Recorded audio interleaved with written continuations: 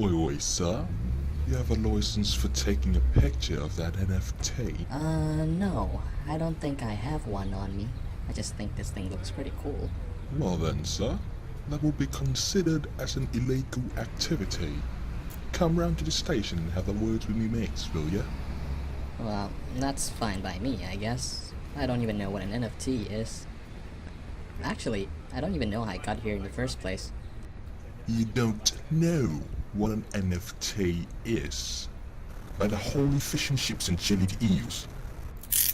What station does this case 26? You have a code 112 down at the Brahma 12th Avenue. Please bring in Mr. Expert down by the station immediately. Alright, mate. You're being detained. I'll be bringing you along to the station and have a few words with you.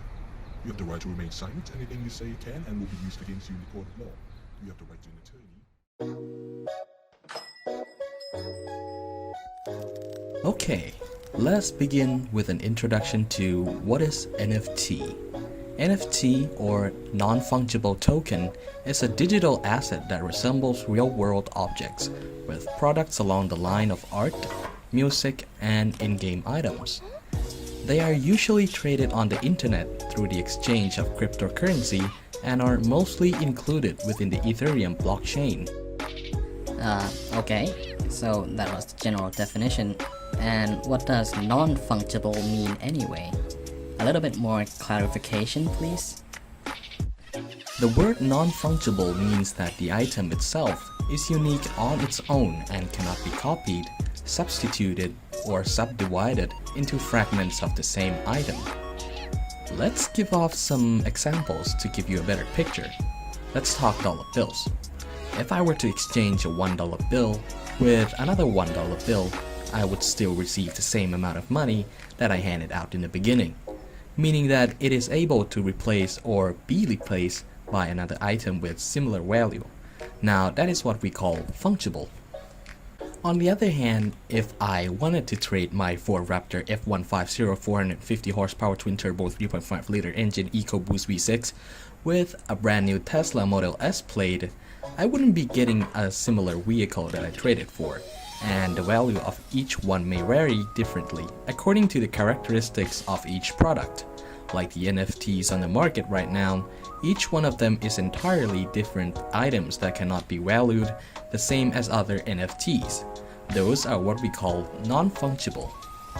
Unlike the tangible products mentioned earlier, NFTs are intangible assets, which means that they do not exist in physical forms, like real estates, equipment, inventories, and etc.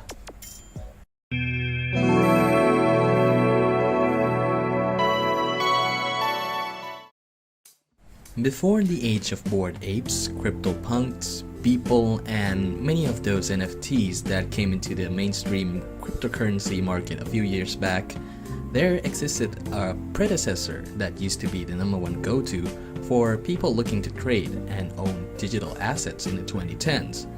If you played on PC games before, you might probably know this company very well. The company I'm talking about right now is Valve. Valve Corporation is an American video game developer company that developed the software Steam and many hit games such as Team Fortress, Half-Life, Dota, and most importantly, Counter-Strike Global Offensive, which is the star of the show in this topic. Counter-Strike Global Offensive, or CSGO, employs a system that lets players receive customized weapon skins, randomly given to them at the end of each match or by opening loot boxes at varying cost, depending on the rarity of the boxes themselves. The purpose of skins is not entirely a rational one. Mostly people would just buy them just for the heck of it and show off to their friends in-game about how cool and expensive it is. This may seem like a good plan to increase engagement for the release of the game, but oh boy, did it grow into something else.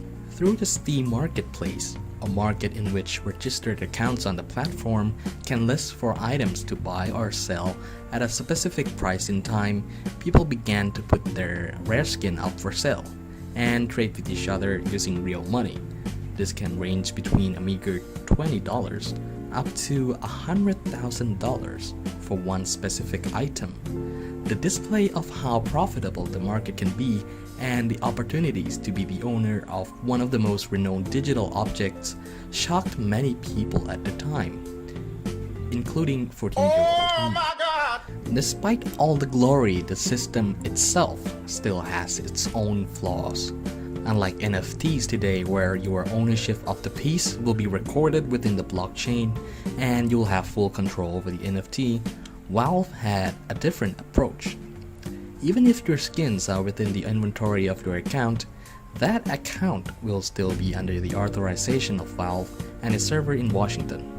If push comes to shove and something bad happened to the company, your hard-earned expensive skins will simply be flushed down the drain, with nothing to salvage in the end.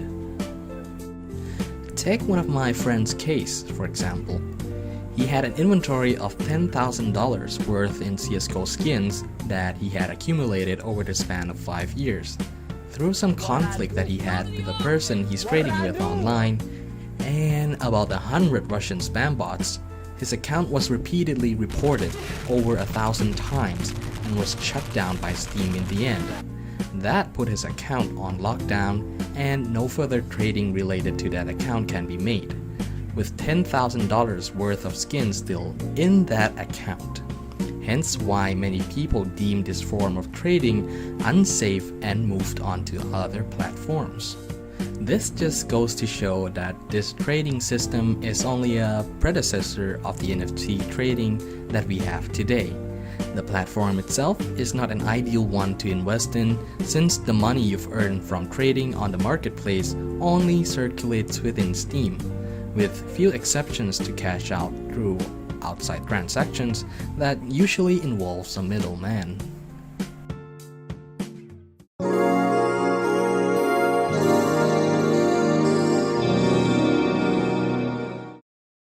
Remember the story we had at the beginning about taking a picture of an NFT, that NFT are worthless in the eye of your average Joe, that the whole NFT thingy itself is a scam made to ruin people's life?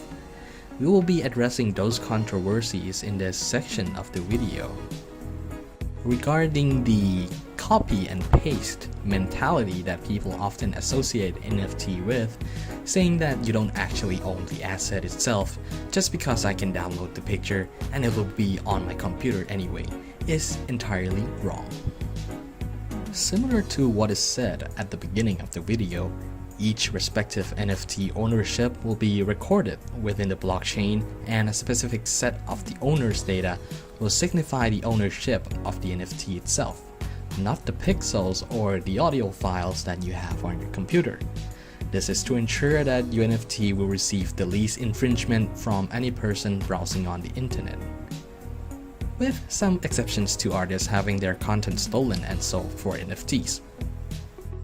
Now, on to the scamming part. The system that NFT utilizes are definitely not a scam, because they have to be backed up by a cryptocurrency in which that cryptocurrency needs to be highly decentralized and can only change according to what has been happening that affects the economy, just like your usual stocks trading. However, the scary part is mostly from shady individuals looking to scam anyone who invested into their NFT scheme. The most prominent of them all is the Rockpool Strategy. When a set of NFT received a lot of money in a short period of time, whether through internet crowding or paid attention, this raises a red flag. What they can do after you've invested your life savings into their NFT project is to pull the rug, which in this case means to literally cash out everything from the project and leave their investors with worthless digital items. You can look up Evolve Apes Rockpool to investigate further down the line on what happened.